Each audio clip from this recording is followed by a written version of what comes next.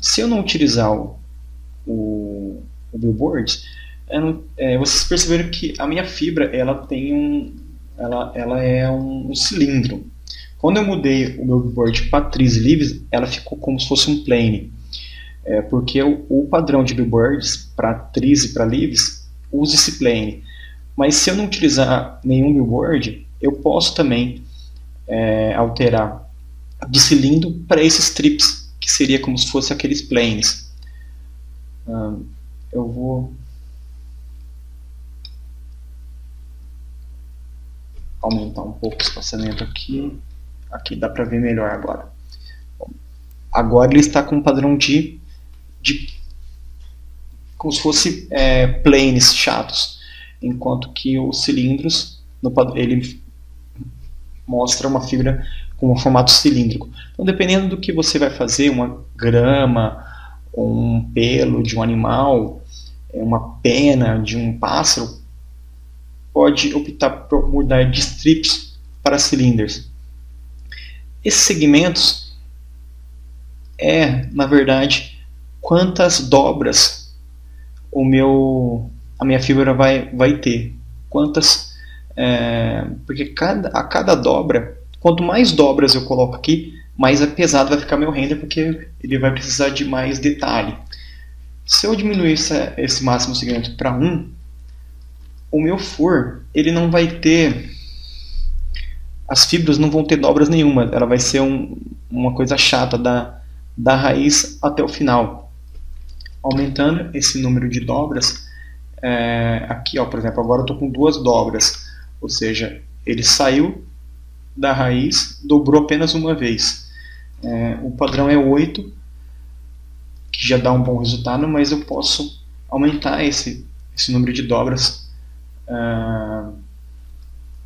se eu quiser, aqui no máximo segmentos. Bom, esse strip rotation só vai funcionar quando o type está como strips. Quando eu tenho o type como cylinders, esse strip rotation não vai afetar nada. Somente quando eu estou como strips. Por isso o nome strip rotation. O que strip rotation faz? Ele vai rotacionar não a direção do meu fur.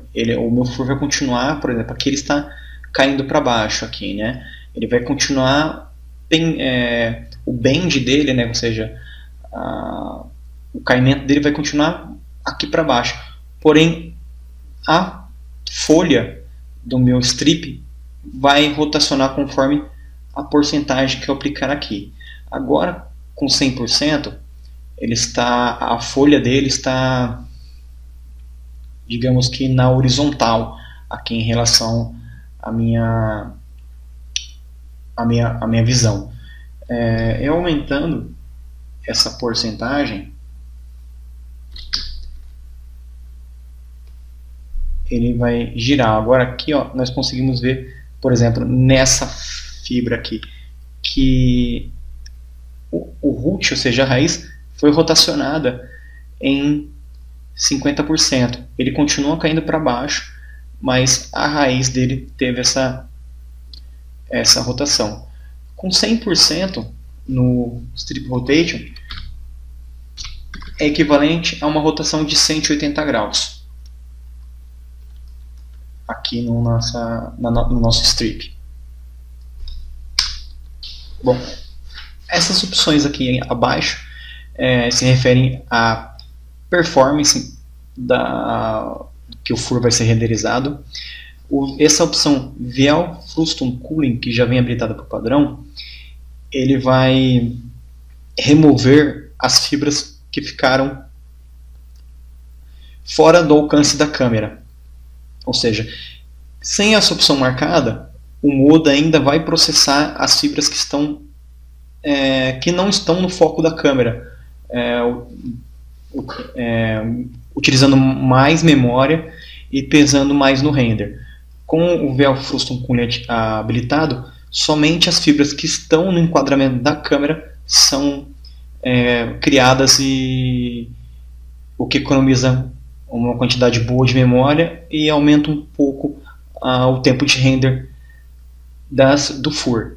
Essa opção de baixo aqui trabalha parecido, porém o VL Fusion Cooling trabalha no foco da câmera. O que está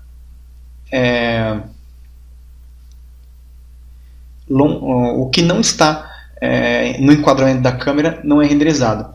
No Adaptative Sampling acontece com o FUR que está mais longe da câmera. Mesmo que esse FUR esteja no enquadramento da câmera, se ele está mais longe, conforme a distância para sua câmera, ele ainda vai ser renderizado, mas com uma densidade menor. O render density dele vai diminuindo conforme a distância do nosso FUR para a câmera. Nós configuramos como vai ser essa diminuição gradativa da densidade através desse FUR rate. Esse valor ele é em pixels, ou seja, com um FUR rate de 4, o modo ele vai tentar manter uma média de 4 pixels entre uma fibra e a outra.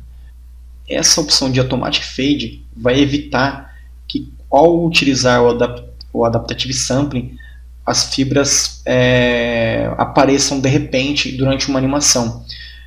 Porque, como eu disse, o Adaptative Sampling vai diminuir a densidade das fibras ao distanciar da câmera. Sem o Automatic Fade habilitado, isso vai acontecer de repente, ou seja, as fibras que estão próximas à câmera vai ter a área de FUR que está próxima à câmera vai ter um maior número de fibras, e a área que está longe da câmera vai ter um menor número de fibras, uma menor densidade. Porém, numa animação, quando a câmera se aproxima ou se distancia desse local, esse número de fibras vai mudando rapidamente, de repente. Então a gente consegue ver as fibras aparecendo ou sumindo, conforme o caso. Com a Adaptative Fading isso não ocorre. Com o Automatic Fading,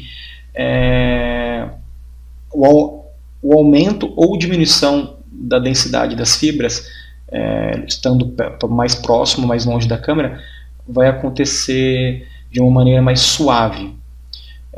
Então essa opção é ótima para quando é mais utilizada para quando nós fazemos uma animação, onde também utilizamos o Adaptative Sampling. Mais aqui para baixo nós temos a opção de remover a base surface.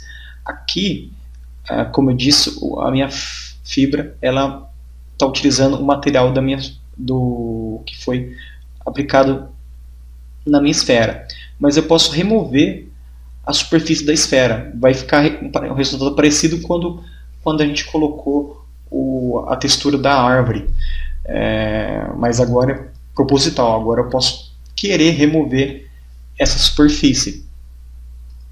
Essa opção Use Tangent Shading, eu vou voltar aqui para Cylinder. O que vai acontecer? Ele vai utilizar o especular nas fibras, vai dar um resultado mais realista quando queremos fazer cabelos. Ele vai o especular, que é aquele brilho que a luz cria, vai ser renderizado de uma forma específica, como acontece com os fios de cabelos. Bom, eu vou alterar a minha Dome Light para uma Direction Light para a gente ter esses highlights no nosso FUR.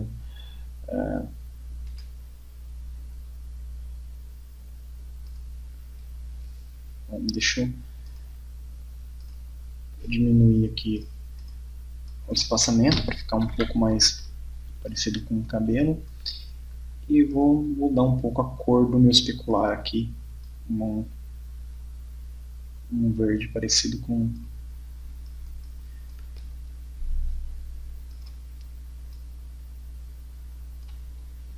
bom. Sem o Tangent Shading,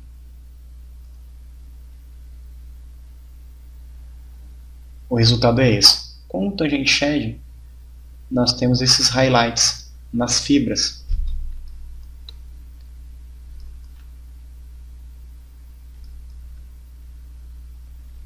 Vai dar um resultado mais realista quando estamos criando cabelos com o fur. Okay? Mas ele pesa um pouco mais no render, esse uso Tangent Shading.